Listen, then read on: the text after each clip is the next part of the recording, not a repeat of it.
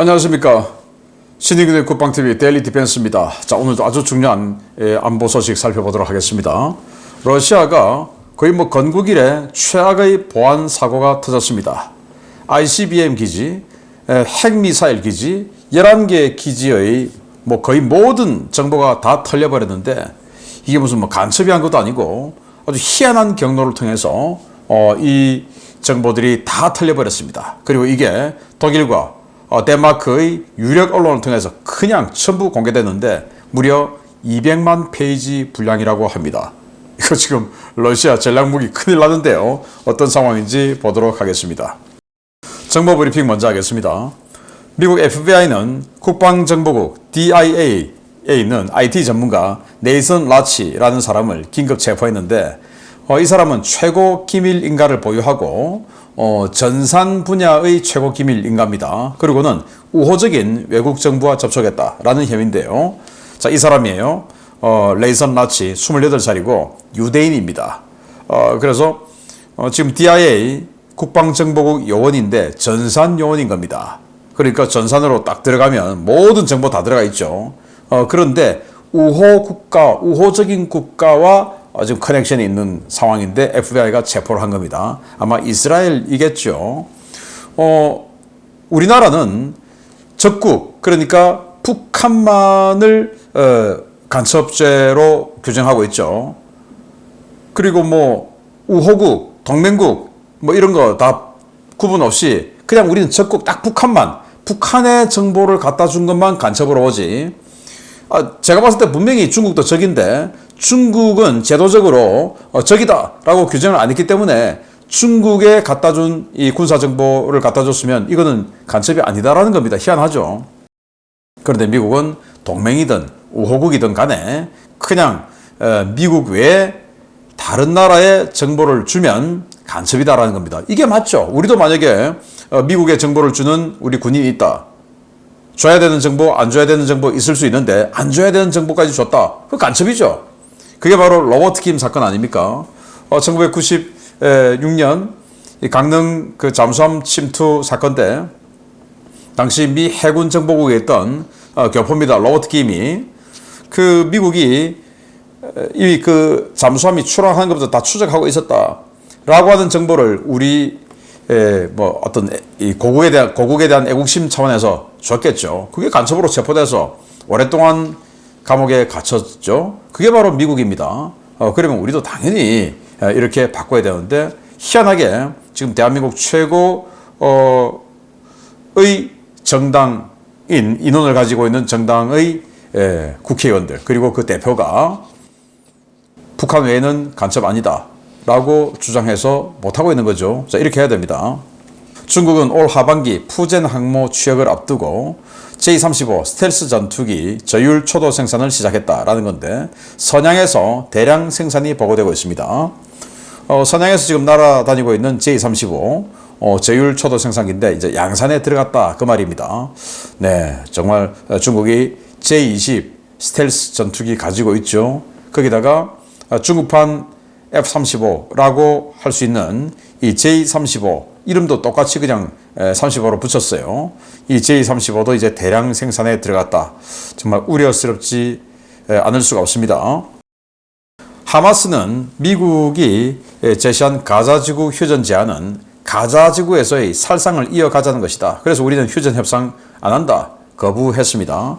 자, 이게 도대체 무슨 말이냐? 얼마 전에는 미국이 하마스에 인질 10명 주면 70일간 휴전해주겠다라고 했다. 그걸 이제 이스라엘이 거부했다라고 하마스가 이야기를 하던데, 그때 이제 사실 무효다라고 했는데, 그런데 그런 휴전 제안을 지금 또 받지 않겠다라고 하니까 이 하마스 말은 여기 다르고 저기 다르고 다 맞지 않은 거짓말일 가능성이 있다. 여기 지금 보도 나온 겁니다. 후티 반군은 이스라엘 벤구리온 국제공항에 극초음속 미사일 공격 성공했다. 여러 발의 미사일을 쐈다라는 건데, 몇 발인지는 밝히지 않고 여러 발의 탄도미사일을 쐈다라는 거고, 극초음속이니까 마하 5 이상의 속도로 날아갔다 그 말이죠.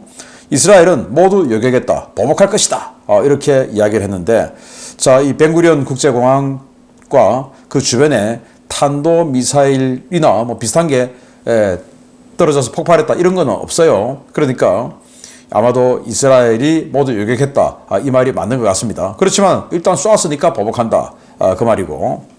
네타냐후 총리는 군에 미 협조 없는 단독 이란 공습 준비하라고 지시했다라는 건데요. 네타냐후 총리가 자, 미국이 지금 뭐 이란 공습 안 하려고 하니까 우리 혼자서라도 이란을 단독으로 공습할 수 있도록 준비해라 라고 지시를 했고, 이 이스라엘군은 이란 핵시설 공습 그거 가능하다, 우리 준비 다 했다, 그리고 필연적이다, 반드시 해야 된다, 이렇게 이야기를 해서 이스라엘 혼자라도 이란을 공습할 수 있는 지금 분위기가 이어져 가고 있습니다.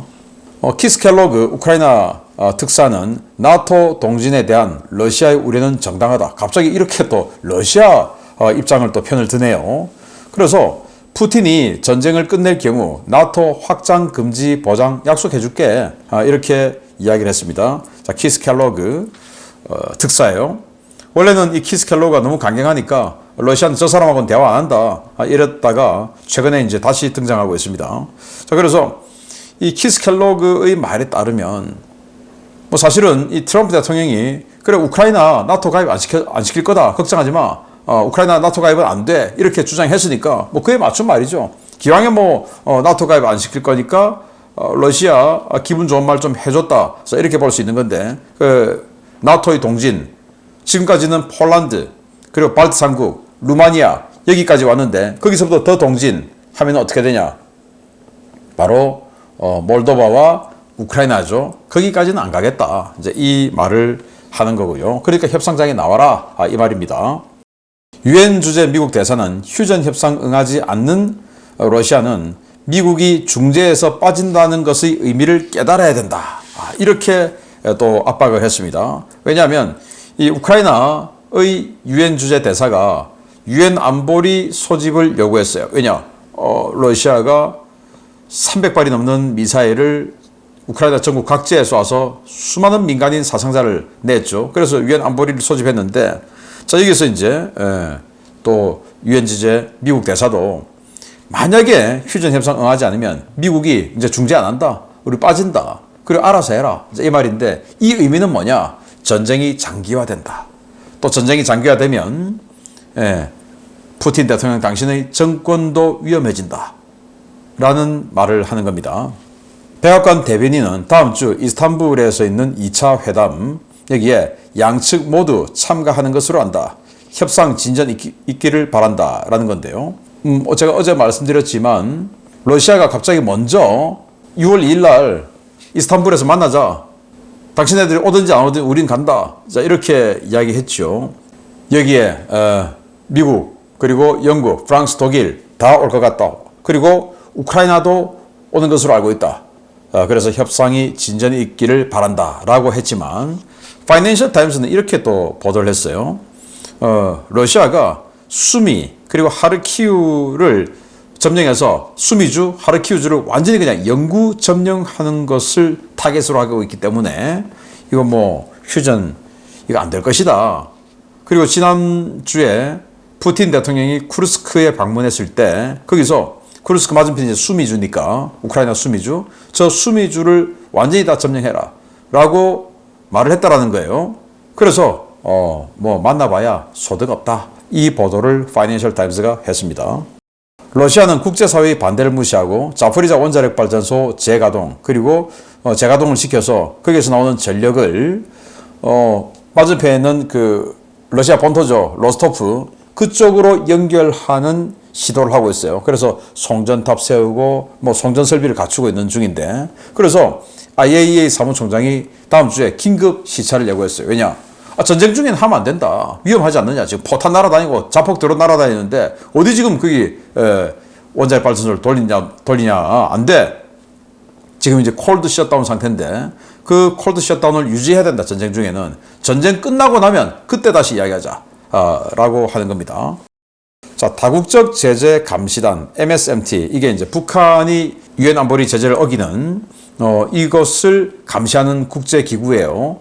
중국, 러시아가 말을 안 들으니까 중국, 러시아 빼고 11개 국가가 이 북한에 대한 다국적 제재 감시단을 만들었는데 이게 이제 MSMT입니다.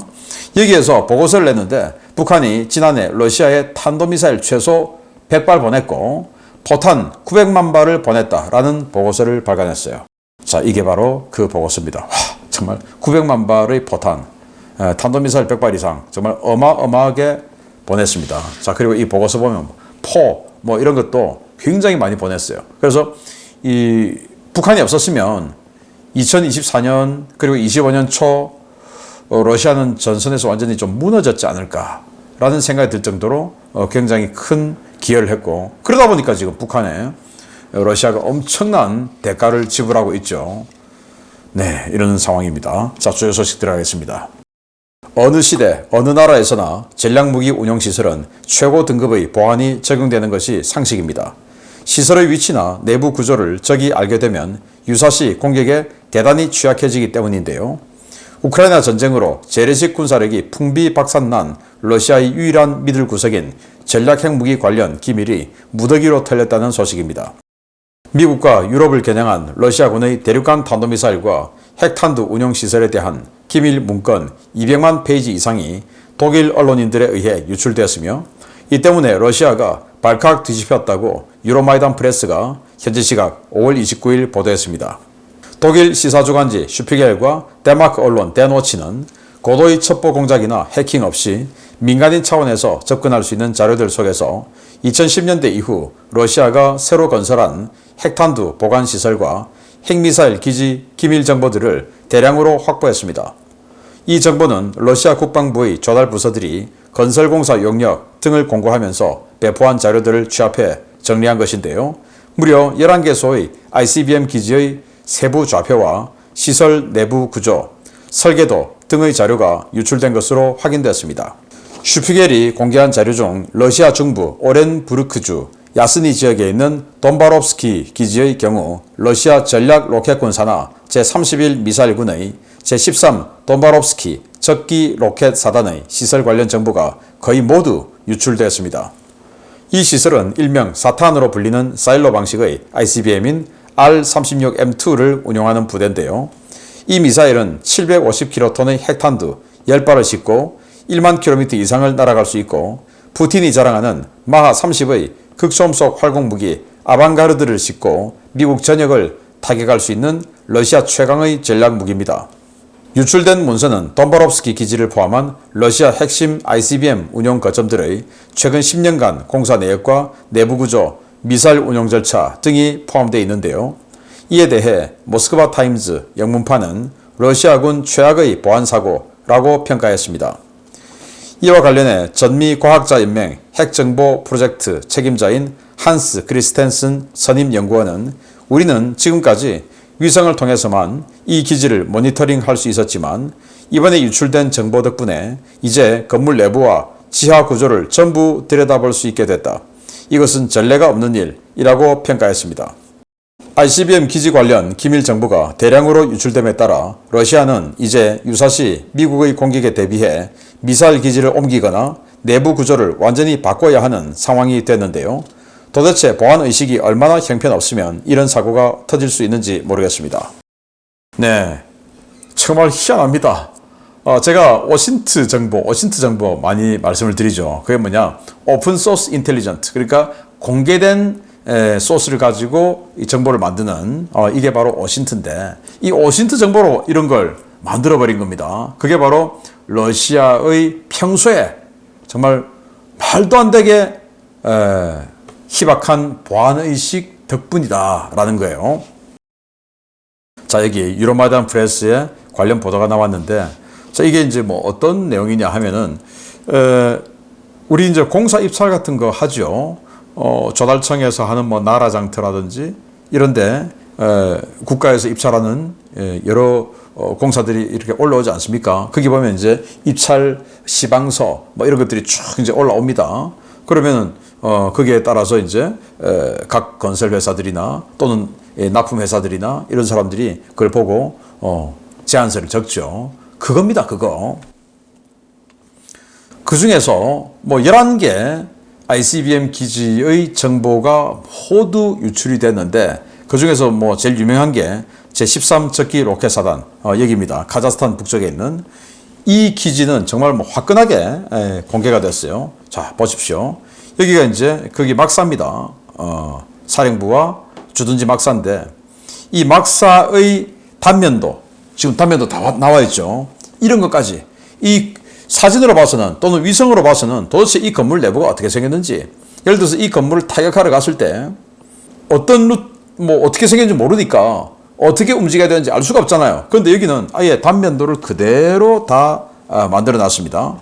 자, 이걸 이제 업그레이드 해야 되니까, 자, 이거 단면도 이렇게 생겼는데 이걸 뭐 어떻게 만들어 주세요 하는 그 요구사항이 있었겠죠. 그게 우리로 지금 나라장터라는 그 입찰 사이트에 다 올라와 있었던 것을 수년치를 이 덴마크의 데노치 그리고 독일의 슈피겔 이 기자들이 예를 들어서 뭐 고용한 러시아어 잘하는 사람들이 계속 분석을 한 겁니다. 수년치를. 그랬더니 그걸 모았더니 11개 ICBM 기지의 완전 정보를 다 알게 된 겁니다. 우리 같으면 이걸 올리겠습니까? 안 올리죠.